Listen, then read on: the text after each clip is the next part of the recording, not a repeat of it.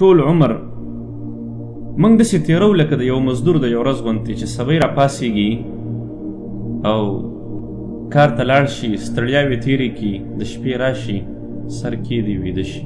زموږ او ستاسو د ژوند قصه هم داسې ده.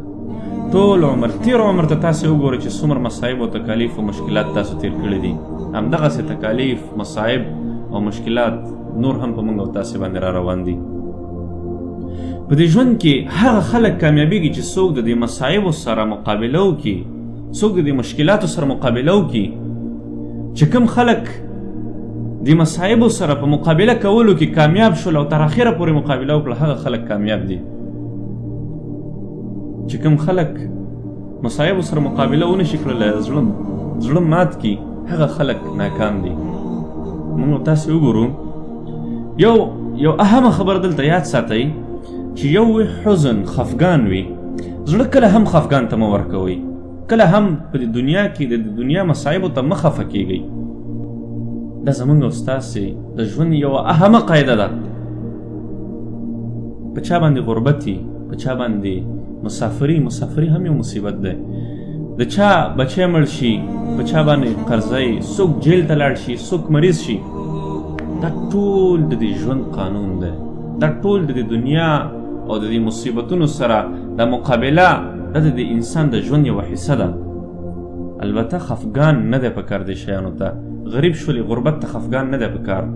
مریض شولې، مرض ته خفګان نه دی پکار. چې کله هم موږ او تاسې دا مصیبتونه زړه ته ښکته کړو، دا موږ ته بیا خفګانونه را رسوي. او چې کله هم موږ او تاسې خفه شو، خفګان موږ او تاسې ته راورسېږي، په موږ کې د نوي تفکر کولو ماده ختمه شي، په موږ او تاسې کې د نوي پلان جوړولو، په ژوند کې د مخکې تللو ماده ختمه شي، په موږ او تاسې کې د زړه هغه اطمینان ختم شي، په موږ او تاسې کې د الله تعالی عبادتونه هغه ماده کمه شي. همدغه وجه چې الله تعالی په قرآن کریم کې په ډېرو ځایونو کې فرمایي د حزن نه، د خفګان نه د منع کولو آیاتونه ډېر زیات دي. ولا تحزن علیهم ولا تکن فی ضیق مما یمکرون. بل آیات کې اذ یقول لصاحبه لا تحزن ان الله معنا. یوسف علیه السلام قصه کې وتولى عنهم وقال يا اسفا على يوسف وابيضت عيناه من الحزن فهو كظيم. همدغسې سورة مریم کې فناداها من تحتها الا تحزني قد جعل ربك تحتك سريا. دغسې نورو آیاتونو کې الله تعالی د دې حزن نه منع فرمایلی ده.